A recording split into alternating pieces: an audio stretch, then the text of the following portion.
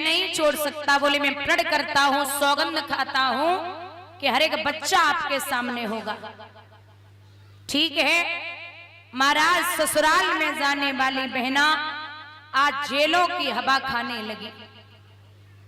पहला बच्चा जब उदर में आया तो समय के अनुसार 9 महीने के बाद वो बालक जब पैदा हुआ तो कंस के सामने पेश किया गया। ये लीजिए महाराज, आपका पहला बालक।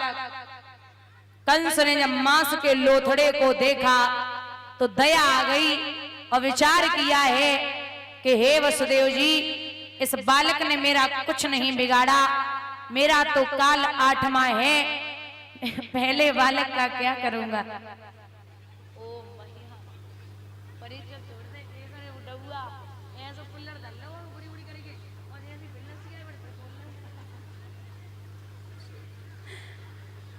हे भगवान, माताओं तुम सच में ही बहुत तेज हो। एक माता जी तो ऐसी बिन्ने पूरा डिस्पोजल गुड़ी गुड़ी करके धल लो, और जैसे ही फिर आई दोबारा लस्सी से फिर ऐसे सीधो करके धल लो। हाँ हम देख रहे बड़े ढंग से, सच में सही है, सही। पियो पियो, सच में झूठ नहीं बोल रही हूँ। व्यासपीठ में मतलब पूरा इकट्ठा था, ऐसा लग रहा था ये टूट गया, और जैसे ही लस्सी देगी फिर खोले के धल लो। पहले बालक को छोड़ा तो देवतागण सोचने लगे कि अगर कंस ऐसे ही छोड़ता गया तो मेरे भगवान को आने में देरी हो जाएगी। बाबा नारद को भेजा। बाबा नारद ने कहा कि हे कंस, बोले हाँ महाराज, तेरी बहन की विदा हुई थी तो कोई अभी बच्चा हुआ या नहीं हुआ। बोले महाराज थोड़ी देर पहले आ जाते तो आप भी देख लेते, तो कोई हुआ। बोले हाँ महाराज हुआ ना। कहाँ है महाराज? वापस कर दिया। क्यों? अरे महाराज आपको पता है मेरा काल 8वां है, मैं पहले बालक का क्या करूंगा। बाबा नारद ने एक फूल निकालो, जब 8 पंखुड़ी हैं, एक से गिनना शुरू किया, फिर एक छोड़ी, फिर गिनना शुरू किया, फिर एक छोड़ी, फिर गिनना शुरू किया।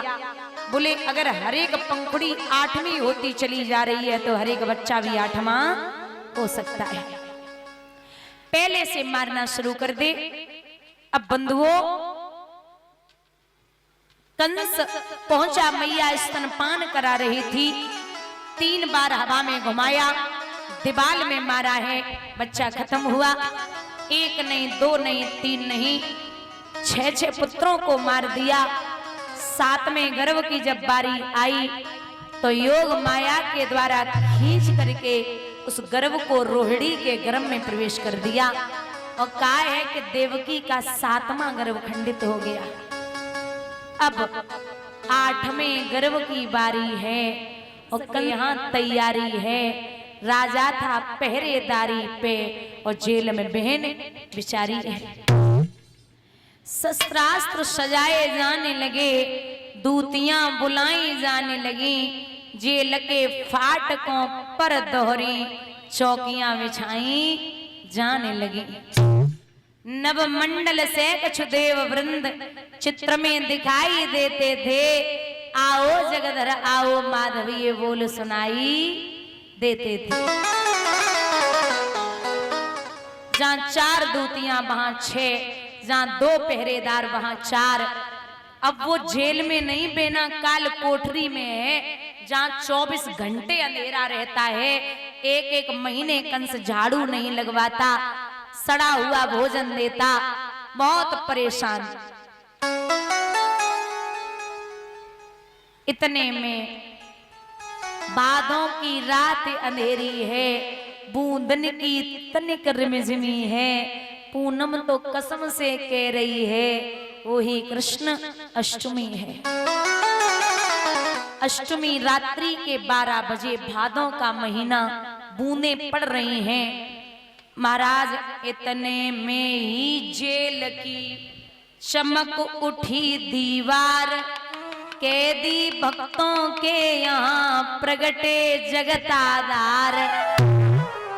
जब भगवान ने चतुर्भुज रूप लिया दीवाल के पास जेल में, तो वसुदेव देवकी की आंखें बंद हुई। जब खुली तो चतुर्भुज रूप में प्रभु खड़े। अब जब ब्रह्म का आगमन हो जाता है तो माया काम नहीं करती।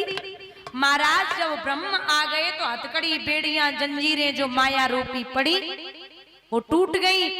वसुदेव देवकी ने हाथ जोड़े, आंखों में आंसू नाथ, उद्धार हुआ हम जीवों का, जो जगताधार पधारे हैं, खुल गए भाग्य हम दीनों के, जो दीनानाथ पधारे हैं। हे प्रभु अब इतना अवसर दो, लू नैन के झोंकों को, बढ़ सकूं नाथ के चरणों तक, छू सकूं नाथ के पैरों को। तो बोले कि मैं पैर छुलाने नहीं छूने आया हूं। कैसे? देख कर तुम्हारा घोर त्याग, हम तो क्या जग चकराया है, अब भय न करो मोहन तो खुद सेवा करने को आया है।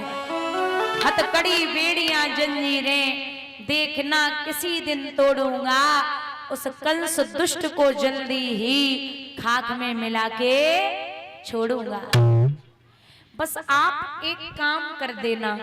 क्या? जब मैं बाल स्वरूप रख लूं तो आप मुझे गोकुल में पहुंचा देना। ठीक है।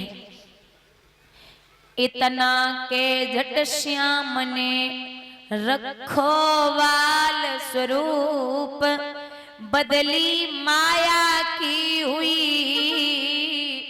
खिली ज्ञान की धूप। प्रभु ने बाल स्वरूप रखा। लिखते विद्वान कि कंस के